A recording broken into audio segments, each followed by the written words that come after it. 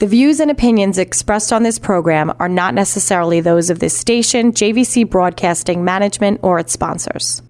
With so many people living longer, the fear of outliving your money becomes a reality for many of us. Will I be a financial burden? Will I outlive my money? How will I be remembered? My name is Neil Himmelstein, president of Main Street Planning Group. Please contact me by visiting mainstreetplanninggroup.com. That's mainstreetplanninggroup.com, or call 631-647-4694. I will introduce you to strategies that will guarantee you will not outlive your money, that can guarantee you will not be a burden on your loved ones. Through a collaborative approach, we will uncover solutions that offer tax-efficient strategies, lifetime income, and legacy planning, choice, organization, direction, and education. That is the code we stand behind. Contact mainstreetplanninggroup.com. That's mainstreetplanninggroup.com, or call 631-647-4694. And listen to me every Friday at 3 p.m. as I host the Main Street Code for Financial Success, right here on 103.9 LI News Radio.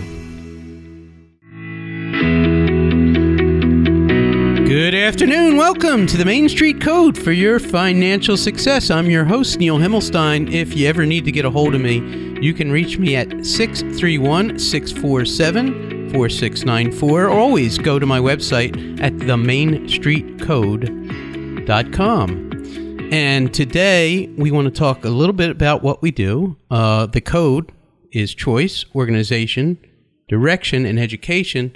And I'm thinking of changing it to communication, organization, direction, and education, because communication is the key, whether you're planning for your family or planning for your business, in communicating with your partners, in getting things, communicating with your family, letting them know what's going on so bad things don't happen. Anyhow, today we are very fortunate to have another radio host with us, Keith Berger, who is, what's the name of your firm? Hey, how you doing? We do Done With That every Friday at 5 p.m. Terrific. And what's the name of your firm? The name of my firm is Berger, Fischoff, Schumer, Wexler, and Goodman, and we do bankruptcy work. Wow, and bankruptcy work. You know, in our businesses, we sometimes come across one another. We try and make people, if we do proper planning, we plan not to fail. And, you know, unfortunately, a lot of things happen out there, and it will create a situation where you need his services. But hopefully you'll never need his services. Listen, sometimes needing my services is okay too, because it kind of worked into the financial plan and stuff. And sometimes, like I always tell people, unfortunately, things happen in life that we never expect. And that's the truth. And thinking of that, you know, the big news today is inflation is, they're saying 8.6% last month. A lot of people, as you know, it's coming in today. I had somebody do some tree work at my house, and he said his business is down, his expenses are up, and he's got to keep his people busy. My friend here, one of our producers here, was saying how much it costs him to commute to work back and forth, and he's a young man and he's struggling. He's like, this is ridiculous. How am I going to do this? It is. I tell you, I filled up my car the other day, and I'm like, $85 to fill up my car. I'm like, I had 100 the other day, and I was like, oh. And I commute from, Eastern Suffolk to Syosset every day. Right. So I'm like, whoa, it's getting crazy. No, it's a big effect. So what's happening with all this inflation? And the market is down today. It was down yesterday, 650 points. And I don't talk about the market a lot. And 800 and some points already today. We don't know where it's going to end up, but the market has been shaky, but it all comes in together. So with inflation, you have people, the market starts getting shaky and nervous, and then because the interest rates are getting higher, so people flee to safety. But just because we have inflation doesn't mean your money stays stagnant. And if you're pulling your money out of the market, there are safe places, especially if you're retired. You need that income to last or grow. And we do a lot of work with fixed annuities where we're having interest rates of 3.75 right now, coming near towards 4% interest on safe money, unlike a bank right now. And I want to talk about the safety of this money. Some of it could be even credit shelter proof.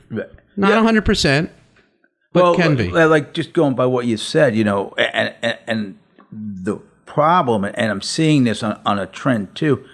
My clientele, it's kind of reaching a little bit towards the older clientele, seniors, because what ends up happening, I see, is that, people that retire, think, oh, I'm going to get Social Security and I'll be able to live off some of my dividends on my money. And then all of a sudden, like you said, between inflation, between interest rates going down, the market going crazy, let's assume they were getting, $2,000, $2,500 a month as additional income, and that money's now gone. And that was the money they were using to kind of cover their bills and all that. So, right. It's important, and you see that more and more. And I find it, especially with seniors, because, I have that fixed income on the Social Security, but that extra income I'm supposed to get every month is wobbly because of the way the market and the economy is going. And like you said, when people are planning for retirement or not planning for retirement, maybe they were kind of forced to retire because of age or because of the economy, because of everything shifting. And people think, oh, Social Security is going to take care of me. It's not enough. And we talk about this all the time. We talk about it's not just the assets you accumulate. It's you're not having that paycheck anymore. And not having that paycheck is what you got to think about, is generating that income. And how do I generate that income? And there's various ways you can generate income. One is working, but at some point your money has to work for you so that you can live a nice life and have that money not outlived. And we offer some solutions for that. And it's funny you say that, because I do find that my clients that come to me, especially the older clients, they were able to pay their credit cards. They were able to at least maintain things. And they just never thought of the drop between between working and not working, and that gap between what Social Security is. And again, people need to do proper financial planning before they retire, but a lot of people don't. And it's really, and I'm seeing it more and more, that gap that's created between my salary and my non-salary and only Social Security. So if you're afraid that you're running out of money and this and that, and you have your money and it's sitting in the bank making 0 or 1%, your money's not working for you. You don't have to risk it in anything risky per se. There are fixed annuities that we have that are paying almost 4%. So you want to maximize every dollar, even your rainy day dollars. And of course, you want to protect it with insurance when you can. And when you're planning, we talk about long-term care insurance and life insurance and all these things. And you want to protect that income. So you want to plan not to fail. So let's talk about real planning a business. Now, starting out, your business is doing good. Everything's rolling. You're rolling. Now, all of a sudden, you hit a business downturn for whatever reason. COVID, this, that, the other reason. The money that you saved in that business, where is that asset? Or all of a sudden, I'm in trouble. I got creditors I have to pay, and I have a business. What assets am I going to pay them with and not? And this is where Heath comes in. What assets are available to creditors and what assets aren't available to creditors? How do I keep my business alive? Can you go into some of that? Sure, absolutely. So actually a little two-pronged answer on that. So, what I see a lot, and which is what shouldn't happen, is a lot of people, when their business starts to go on that downturn, what they start to do, because they don't want to try to file bankruptcy or try to do a reorganization, is they start to go into their individual pensions, 401ks, and start liquidating that money to put it in a business that's going down. And my answer always is no, you do not want to do that. And maybe at some point, if we reorganize you, we use some of that money, we'll get a dollar for dollar credit on it, as opposed to putting in $1 now, which we call pre-bankruptcy money, which is worth about 13 cents, as opposed to post-bankruptcy money where your dollar is worth $1. So, what in a business, we could protect all your assets because we want to keep you going and operating, and try to eliminate or reduce a substantial amount of your unsecured debt to keep you operating, and do it that way instead of you having to go into your personal account and start liquidating. And then we get to a point like we talked about, all of a sudden, 10 years down the road, I try to retire and realize I have nothing left. So And then other businesses, they'll try and borrow more money. And when's the worst time to borrow money? When you need it. Thank you. Oh, isn't that always the case? Yes. It's when you need it. It's when you get desperate. Right. And if I could just kind of work on that for a second, what ends up happening in that, and here's where I'm seeing businesses getting hurt. They're taking these cabbage loans, these upstart loans. I mean, I had a client I just did a reorganization on. They were paying back 142% of their income on a weekly basis to pay these, because these companies grab your accounts immediately to pay themselves first. Oh boy, that's scary. So anyhow, you're listening to the Main Street Code for Financial Success. Our guest, Keith Berger, is talking about bankruptcy, and we're talking about planning, and we're going to be back in just a minute. Thank you.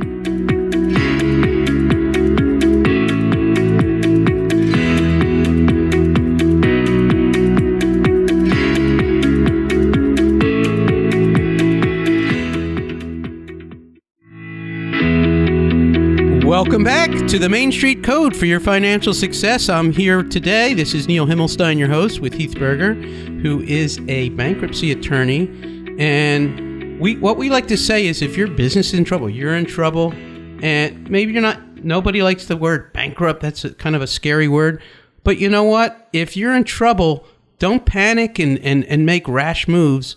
Call somebody. Call Heath. Call an expert who can maybe calm you down and set you on a good path so that you may not have to go bankrupt, or if you have to go bankrupt, what assets to use and sell and divide and conquer. Yeah, exactly. And that's really kind of, the key that I try to tell people all the time.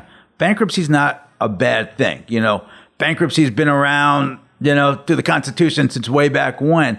It's a tool that we have to give people or businesses a fresh start, give them an ability to reorganize, to kind of get themselves out of where they are, out of debt, whether it's a business that had some kind of downturn. Listen, we've all done things, maybe, some bad investments. Maybe we bought too much equipment that we thought in a business. Maybe we thought we could expand to 3 locations when we only should have been in 1. So bankruptcy gives you the ability to say, hey, you have a business that we could continue operating, but we need to alleviate this stress and this pressure. Let's get that off you. Let's get things back on track, and let's reorganize. And again, protect your assets. And more importantly, and I say this all the time, is, especially if you're a small business owner, it's your personal assets. You don't want to start putting mortgages against your house, liquidating. Listen, sometimes the answer is, the business isn't worth operating. Sometimes you have to wave the white flag, because it just doesn't make sense. But other times you do the reorganization and you protect what's yours to allow you to do what they need to do as time goes on. Now, one of the things you can do as a business owner or an individual, there's a product out there called life insurance, but one of the qualities of life insurance is you can put unlimited amounts of cash into a life insurance policy, unlimited amounts of cash. You can have a flexible schedule. It grows tax deferred, all the money. You can take the money out tax-free. It has a tax-free death benefit, and it has creditor protection. Well, in bankruptcy, again, actually we talked about this on my show today, depending on the proper exemptions and using the proper attorneys and how you fund it will decide whether the cash in a life insurance policy is exempt or not. But it's pretty much protected if you structure it properly. Correct. And that is an asset that you want to build on the side. And guess what? It gives you that protection against disability. It could, if it has a rider, it could give you some protection if you should pass away. It could be for your partnership. But it's a good place to store cash as well as some of your retirement plans and protecting your future. They have a lot more creditor protection than your credit cards or your credit line or your this or your that. And these are the type of things that we talk about in order so that if you hit a business downturn, and I'll tell you something else that people use life insurance for. I know I have a lot of real estate investor clients and agents that have real estate investor clients.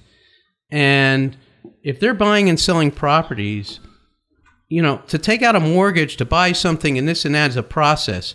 You can borrow money out of your policy and place it back and not pay any interest and not have any IRS reporting. And it's what a great way to, a lot of people use it as a flexible bank. You can bank yourself kind of with that kind of policy. So it's a strategy, it's a technique, it's part of what we do, it's part of the overall planning process. Yes, you have to protect yourself for disability. If you become disabled, you have to protect your paycheck. You have to protect your business as well as your family. If that income stops, the whole world changes, doesn't it? Absolutely. I mean, I guess the pandemic really, I think, brought that to light. Oh, yeah. I think just the fact, and just going back just to basics, that, most people didn't even have 2 weeks worth of of money put away to cover that loss of income. Right. I mean, whatever anybody's position is on government assistance and all that, you know what? Lucky that money came in and there was money to help people. Obviously our grandkids will probably pay for that at some point. But Thank God for that, because, like they said, I mean, I saw it that most people, nobody had any money. You lost 2 or 3 weeks of your paycheck. That's it. You had nothing. You couldn't pay anything. It's scary. And people don't plan. And I think it's important, like you were saying, communications and all that, to really sit down with somebody and try to do some planning. If they go to you and you say, hey, you owe $50,000 in credit cards, you're making $30,000. Well, maybe let's get rid of your credit cards, file a bankruptcy so we could use some of that money you're paying your credit cards and put it away into whatever kind of thing. Yeah. Put it away for yourself. That's the key thing. And what an emotional impact it has on partners. We talked, I think last week I had a marital attorney, and, part of the problem, the biggest issue in marital and businesses is one partner's not talking to the other.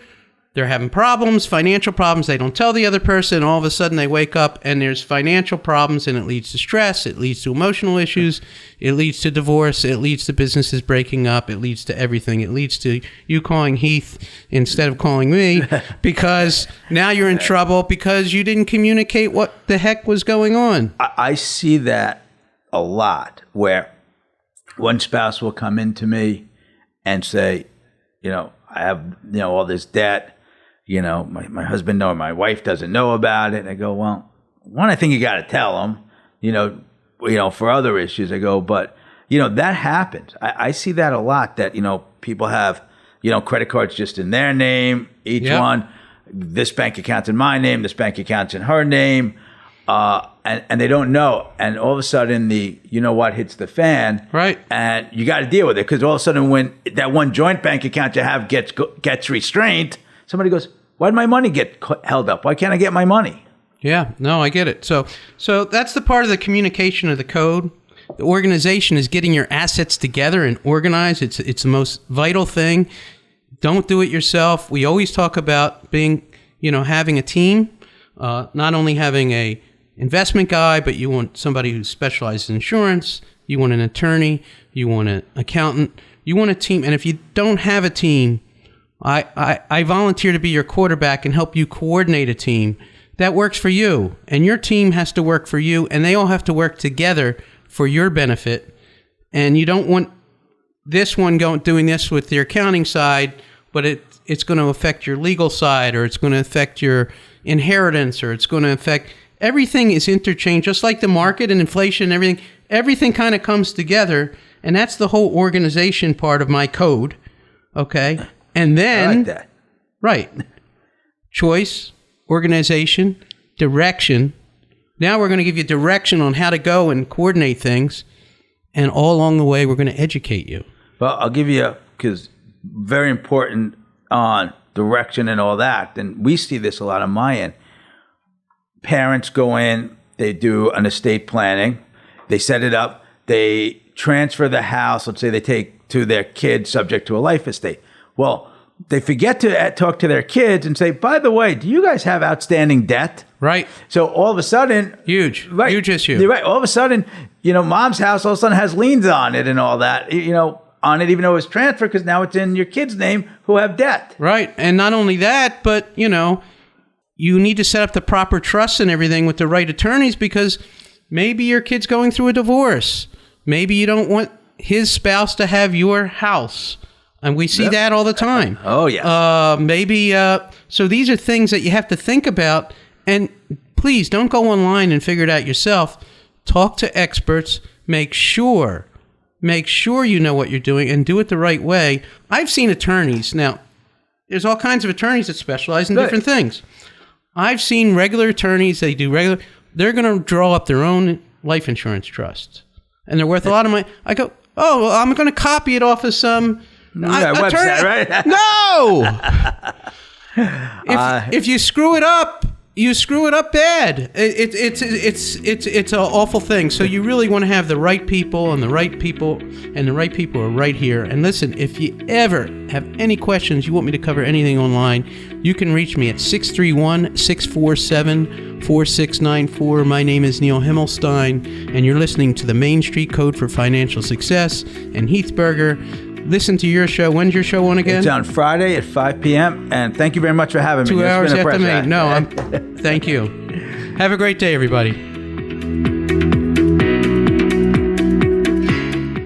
The views and opinions expressed on this program are not necessarily those of this station, JVC Broadcasting Management, or its sponsors.